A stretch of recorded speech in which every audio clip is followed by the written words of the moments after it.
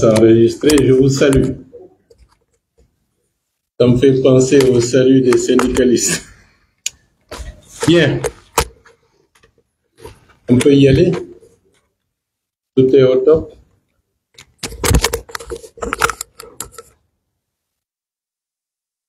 Bien. Mes chers compatriotes, le 21 septembre 2025, le peuple de Guinée a fait le choix souverain d'adopter une constitution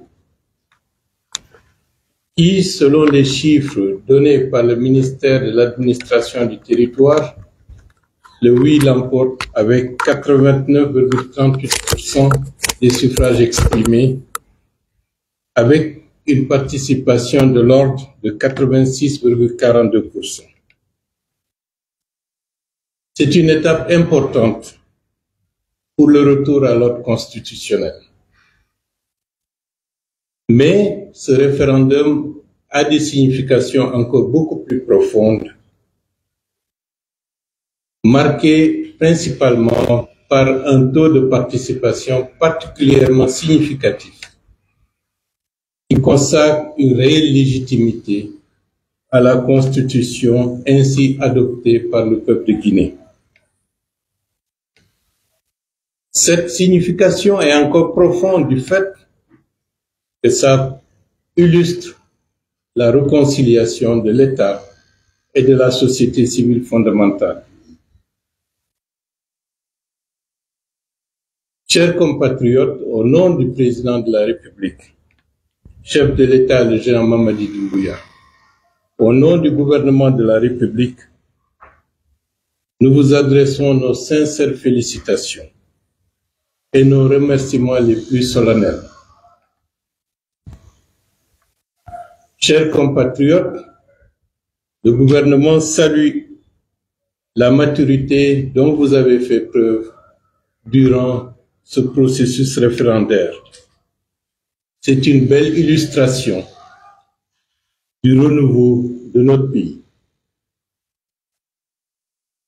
Le référendum du 21 septembre 2025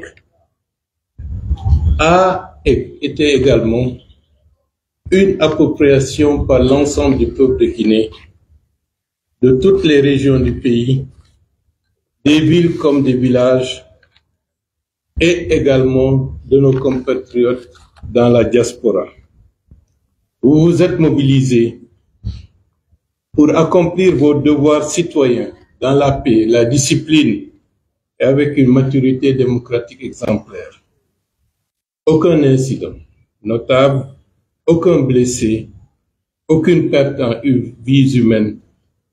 C'est une victoire civique par rapport à une fatalité qui nous avait poursuivis pendant très longtemps. Ce succès est également le fruit d'une préparation rigoureuse, un recensement national d'envergure, une liste électorale crédible, une direction générale des élections efficace et l'accréditation d'observateurs nationaux et internationaux impartiaux qui ont contribué à la crédibilisation du processus qui vient d'être engagé par la République de Guinée. Le scrutin s'est déroulé dans la transparence et le respect mutuel. Chers compatriotes, vous avez tourné le dos au discours du passé et affirmé votre foi en l'avenir. Ce oui est un mandat de confiance, une exigence de transformation. Il ouvre la voie aux prochaines étapes du processus du retour à l'ordre constitutionnel, à savoir la présidentielle, les législatives et les communales, sans oublier les régionales et les sénatoriales. Le oui comme le non a exprimé la vitalité de notre démocratie. Nous saluons la mobilisation citoyenne exemplaire et rendons hommage à tous les acteurs du processus, en Guinée comme à l'étranger. aux partis politiques et à leurs responsables, aux syndicats et aux organisations de travailleurs, aux jeunes et aux femmes, dont l'énergie a donné une âme au scrutin, aux sages, leaders communautaires, organisations de la société civile pour leur rôle d'apaisement et pour leur action pour une appropriation approfondie du projet constitutionnel par l'écrasante majorité de nos compatriotes. Aux forces de défense et de sécurité pour leur professionnalisme, aux agents de santé, aux médias, aux communicants, aux observateurs et à la DGE pour leur engagement sans faille, au gouvernement et à l'ensemble des institutions de notre pays. Il faut également reconnaître que ce processus qui a été engagé a toujours été soutenu avec détermination et force par le président de la République, le général Mamadi Doumbouya.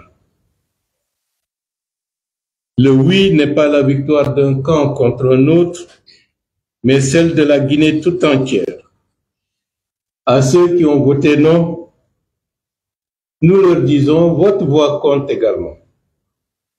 Le dialogue et la réconciliation resteront au cœur de l'action du gouvernement.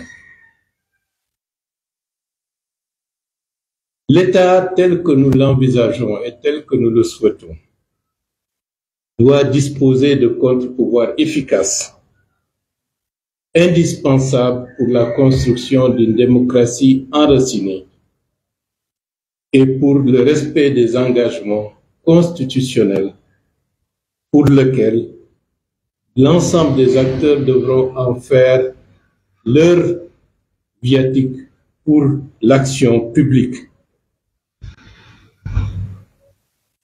L'efficacité nécessaire exige des ressources humaines de qualité, avec une vision ouverte, constructive et un sens élevé de la responsabilité de l'État. C'est en ce sens que les contre-pouvoirs, quel que soit ce qu'on peut penser de l'action gouvernementale, les contre-pouvoirs pourront être des éléments qui vont accompagner la construction de l'édification d'une société démocratique, résiliente et moderne. Le CNRD est en train de remplir ses engagements vis-à-vis du peuple de Guinée. Une nouvelle étape s'ouvre, celle de la poursuite de la mise en œuvre du processus de retour de manière complète à l'ordre constitutionnel, à savoir les élections telles que je l'ai indiqué tout à l'heure, présidentielles, législatives, communales, sénatoriales et régionales. L'État moderne a besoin de tout cela pour assurer une implication la plus profonde de l'ensemble des acteurs et des citoyens dans la construction de l'État et de la société. Cet État moderne, inclusif et résilient devra être fondé sur une économie diversifiée, avec une valorisation la plus poussée de l'ensemble du potentiel humain. Le programme Simon 2040 nous donne les raisons d'espérer. Ce moment historique s'inscrit dans la Semaine nationale de la souveraineté, à l'occasion du 67e anniversaire de notre indépendance, sous le thème « S'inspirer du passé pour construire le futur ensemble ». Le 21 septembre 2025, le peuple souverain de Guinée a tracé un chemin vers un avenir républicain et démocratique.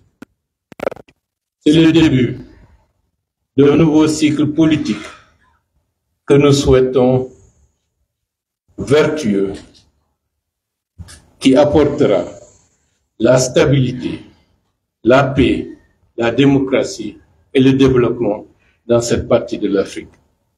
Vive la démocratie, vive la République, vive la Guinée. Je vous remercie. Sans transition, nous allons passer aux 3 questions proposées par les journalistes.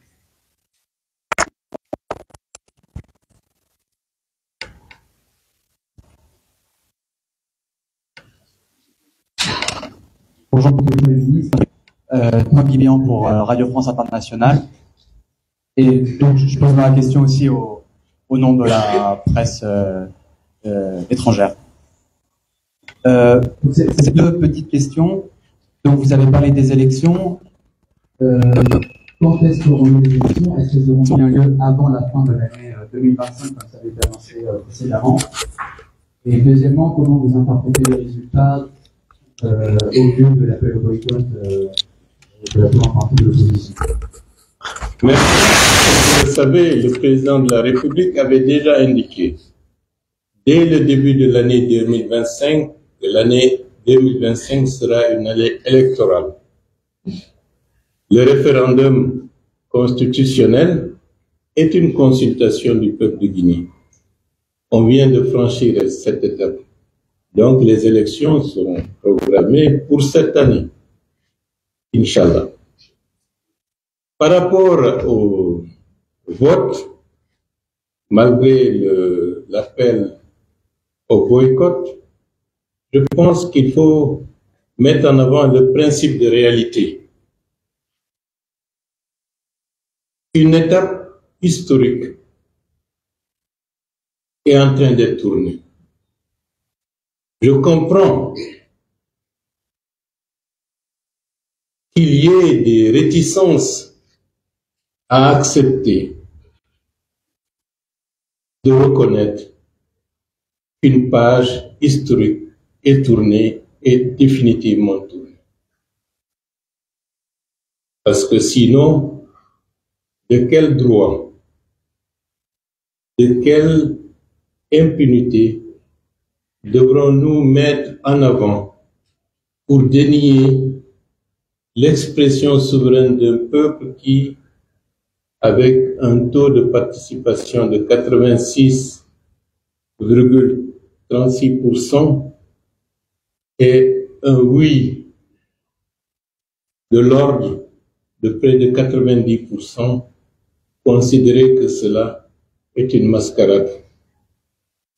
Cela veut dire que ceux et celles qui agissent ainsi, malheureusement, qui ont été, à un moment donné de l'histoire de ce pays, agissaient et parlaient au nom de ce peuple, j'estime c'est l'expression d'un mépris profond pour la grande majorité de cette population. Et le peuple rendra certainement la monnaie de la pièce, et ceci n'est que le début. Les 2 autres questions, s'il vous plaît. Oui, pardonnez-moi. Est-ce que c'est possible que Tanguy, s'il vous plaît. Tanguy, merci. Après, en dehors d'ici, dans une autre émission s'il y a lieu. Monsieur le Premier ministre, bonjour. Je suis le camarade journaliste à l'Université. Monsieur le Premier ministre, moi je voudrais savoir, est-ce qu'après l'adoption de la nouvelle constitution, le gouvernement doit mobiliser va démissionner de ses fonctions? Vous savez, à partir du moment où on adopte la Constitution, il faut se conformer aux principes édictés par cette Constitution qui devra être promulguée le plus rapidement possible après un passage de 72 heures au niveau de la Cour suprême. Et en aucun article de cette présente Constitution, il n'est dit que le gouvernement doit démissionner. Ce n'est pas une modification constitutionnelle. C'est un référendum constitutionnel pour l'adoption d'une nouvelle constitution pour la République de Guinée. Je sais que beaucoup, ou certains, si je dis beaucoup, ce serait un peu exagéré de ma part, je crois que certains voudraient qu'il y ait des changements perpétuels. Mais nous recherchons la stabilité, la stabilité, la stabilité.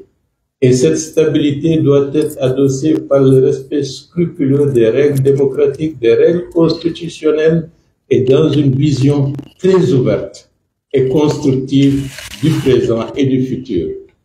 Les questions éternelles de changement de poste, je pense qu'il faut que nous revisitons les paradigmes pour se rendre compte que le principe de la stabilité, dans une logique de cohérence absolue, est l'axe majeur de l'action publique que nous entendons mener. Je ne dis pas qu'il n'y aura pas à un moment donné des changements, c'est tout à fait nécessaire, mais ce sera lorsque le moment sera là et en fonction du pouvoir discrétionnaire du président de la République. La dernière question, s'il vous plaît. Bonjour, monsieur le ministre, bien éclairé du Solomia du Sénégal, de Dakar.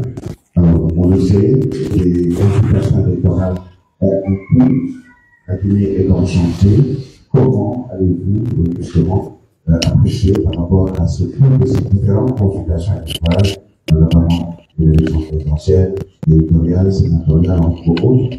Et la seconde question, c'est concernant le nom. Il y a eu des noms, vous avez dit, durant ce référendum.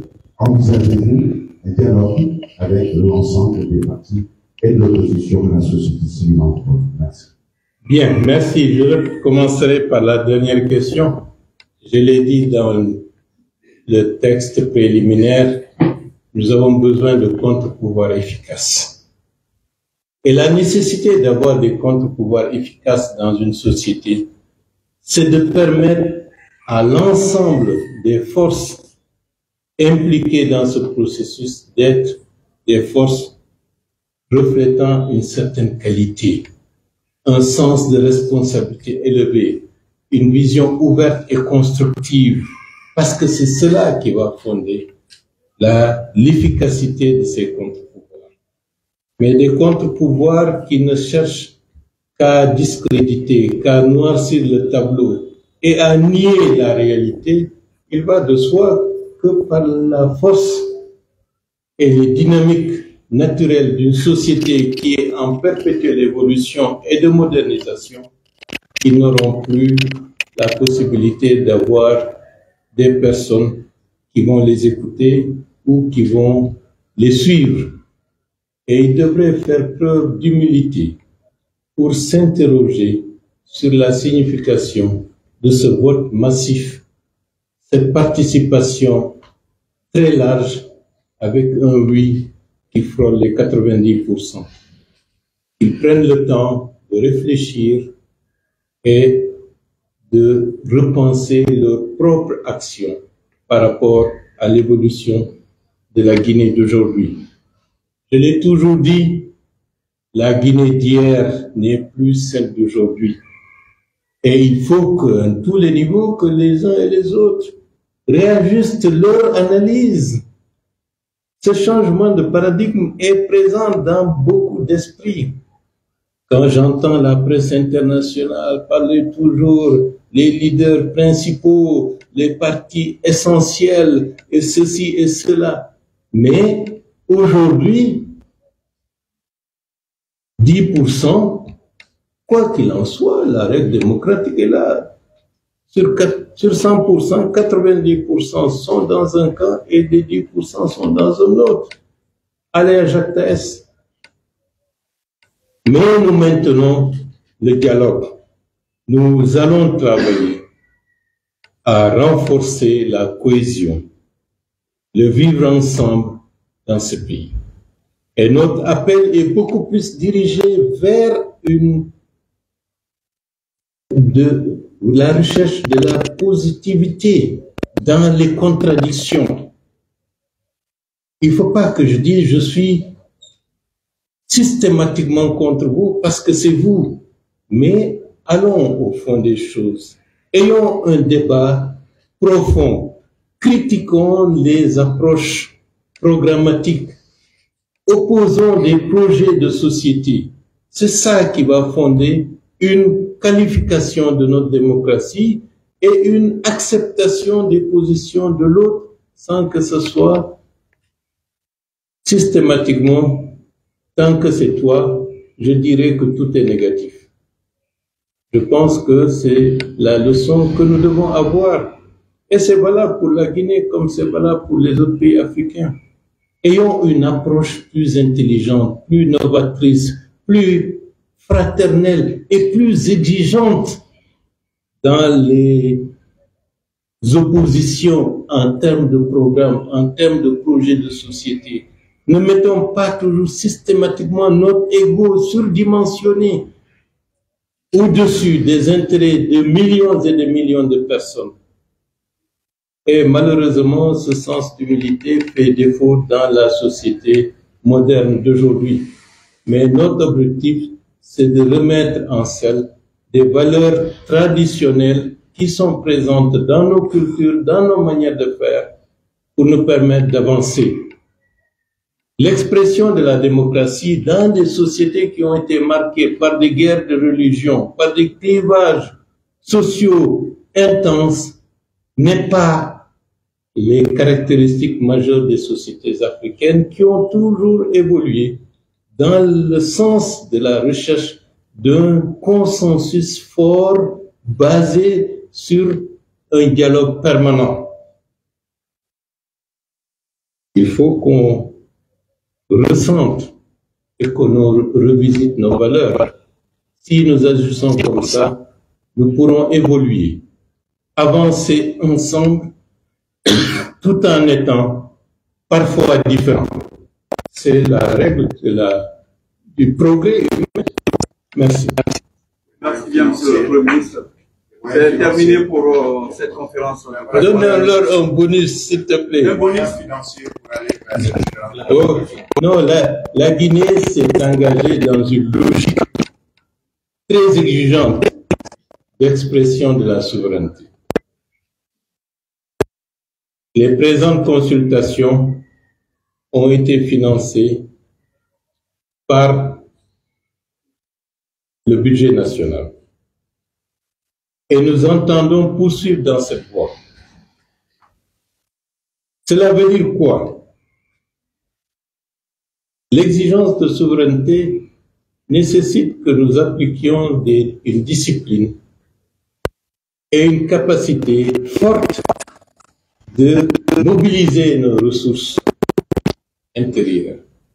Et vous me permettez de saluer également avec beaucoup de satisfaction, dans un contexte particulièrement difficile durant ces quatre dernières années, avec des situations tragiques, l'explosion du dépôt du carburant, où tout un pays du jour au lendemain se retrouve sans entrepôt pour stocker le carburant indispensable à la vie collective et à l'économie. Mais indépendamment de cela, la Guinée a pu faire des taux de croissance exceptionnels de l'ordre de 6-7%.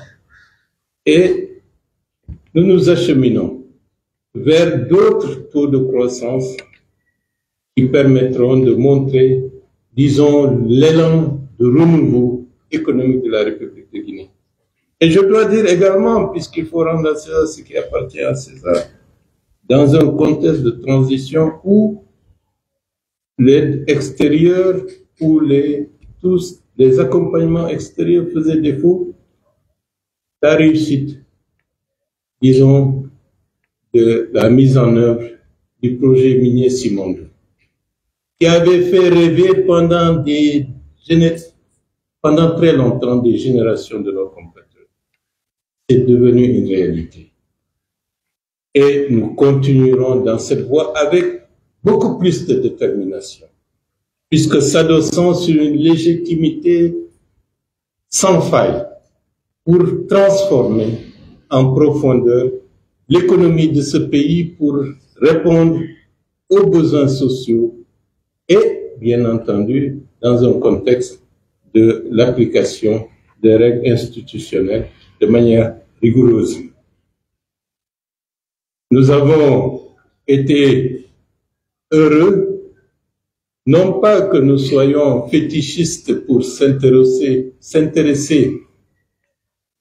aux notations, aux cotations de certains cabinets, mais le B+ de Standard & Poor's que la Guinée, pour cette base de son introduction dans la cotation de ces cabinets, est une excellente récompense et de reconnaissance des efforts qui sont consentis pour le changement en République de Guinée. Dans un contexte également, je rappelle, qui n'était pas le plus favorable. Et nous allons poursuivre avec beaucoup plus de détermination dans cette indispensable nécessité d'avoir une capacité de mobilisation de nos recettes intérieures, d'une meilleure gouvernance pour éviter les coulages en étant plus exigeants pour les performances à consentir à tous les niveaux. Le peuple de Guinée a choisi une constitution qui, dans ses articles, fixe des objectifs.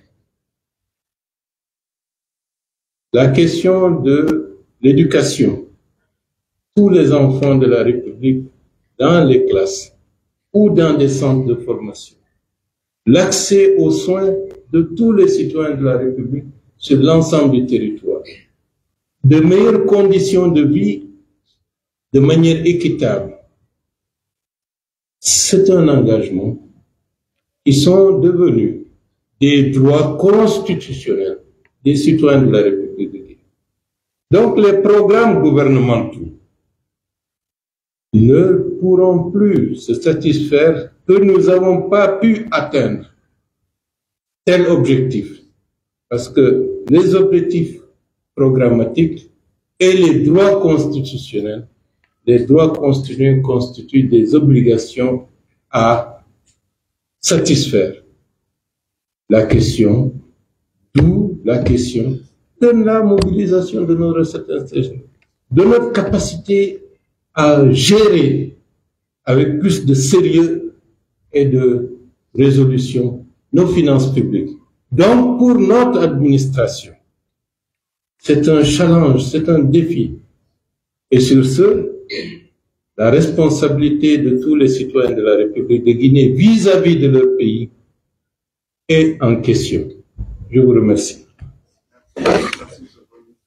Merci.